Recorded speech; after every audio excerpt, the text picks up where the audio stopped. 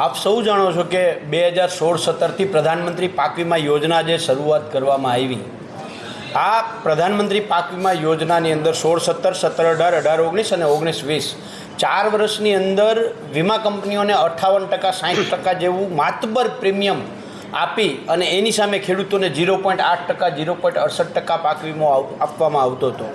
2016-17 અને 2018-19 એવા રહ્યા કે જેની અંદર દુષ્કાળગ્રસ્ત પરિસ્થિતિ હતી અને સરકારે કેટલાય તાલુકાઓને દુષ્કાળગ્રસ્ત બંને વર્ષમાં જાહેર કર્યા હતા.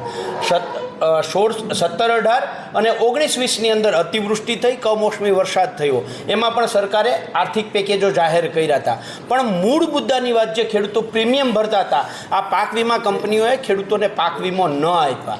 એટલે એના મૂળમાં જઈ અને અમરગઢ, દેવગઢ 2 ગામોના અમે પાક કાપણી અખતરા લઈ આવી અને હિસાબો જાહેર કર્યા કે 61,000 રૂપિયા પાક વીમો મળે એમ હતો, ત્યાં 1,008 આપ્યો.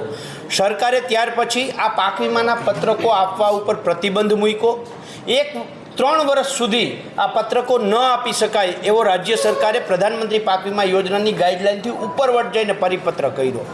3 વર્ષ પૂર્ણ થયા, અમે આરટીઆઈઓ ચાલુ કરી. કોંગ્રેસના ધારાસભ્યો માનની અરવિંદભાઈ લાડાણી હોય, જિગ્નેશભાઈ મેવાણી હોય, અમરતજી ઠાકોર હોય, અર્જુનભાઈ મોઢવાડિયા હોય, અમિતભાઈ ચાવડા હોય, ગુલાબસિંહજી હોય, આ તમામ ધારાસભ્યોશ્રીએ સંકલન સમિતિમાં આ પાક કાપણી અખતરાના પત્રક 1, 2, 3, 4 માંગ્યા, જેની અંદર પાક વીમાનો આખો હિસાબ છે. આ પત્રકો ધારાસભ્યોશ્રીને સંકલન સમિતિમાં પણ ન આપવામાં આવ્યા. આરટીઆઈમાં જ્યારે માંગવામાં આવ્યા ત્યારે એવું કહેવામાં આવ્યું કે આરટીઆઈની કલમ 8(1) ક, ઘ અને જ મુજબ આ માહિતી આપી શકાય એમ નથી.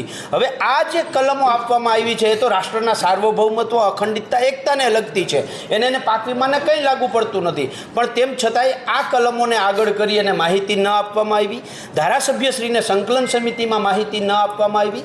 એટલે અત્યારે અમે કોંગ્રેસ પક્ષના ધારાસભ્યો અને કિસાન કોંગ્રેસ અને ગુજરાતના ખેડૂત સંગઠનોના મુખ્ય આગેવાનો રાજ્યના ખેતી નિયામકશ્રીને મળવા ગયા હતા કે રાજ્ય સરકારે જે 3 વર્ષની મુદ્દત આપી હતી એ પૂર્ણ થઈ ગઈ છે. પ્રધાનમંત્રી પાક વીમા યોજનાની ગાઈડલાઇનની અંદર ચાલુ વર્ષની મોસમ અથવા તો ચૂકવણા ન થાય ત્યાં સુધી આ જે મુદત છે એ પણ પૂર્ણ થઈ ગઈ છે. તો હજી સુધી પાક કાપણી અખતરાના પત્રકો શા માટે નથી આપવામાં આવતા? સોમવાર સુધીની એણે મુદત આપી છે કે અમારે જે લીગલી ફોર્માલિટી કરવાની હોય એ કરી અને સોમવારે અમે તમને જવાબ આપશું કે આ પત્રકો આપી શકાય કે નહીં. પણ હું ગુજરાતના જાહેર માધ્યમોના માધ્યમથી સરકારને ચેલેન્જ સાથે કહું છું કે જો આ પાક કાપણી અખતરાના જે પત્રકો માંગવામાં આવે છે, આ પત્રકો આપવામાં આવે તો ગુજરાતમાં દર વર્ષે 30,000 થી 35,000 કરોડનો ખેડૂતને જે પાક વીમો મળવા પાત્ર હતો, આ પાક વીમો ક્યાંક ને ક્યાંક વીમા કંપનીઓ ચાઉં કરી ગઈ છે, ખેડૂતોને આપ્યા નથી અને એના કારણે ખેડૂતો દુષ્કાળનો ભોગ બન્યા છે, ખેડૂતો અતિવૃષ્ટિનો ભોગ બન્યા છે અને ખેડૂતો કમોસમી વરસાદનો ભોગ બન્યા છે. જો આ પત્રકો આપવામાં આવે તો જાહેર માધ્યમોના માધ્યમથી ચેલેન્જ સાથે સરકારને કહું છું કે અમે સાબિત કરી દઈએ કે 1 હેક્ટરે ઓછામાં ઓછો 1 હેક્ટરો પ્રતિ હેક્ટરે ઓછામાં ઓછો 20,000થી લઈ અને 80,000 રૂપિયા સુધીનો પાક વીમો ખેડૂતોનો ખવાઈ ગયો છે ને ચવાઈ ગયો.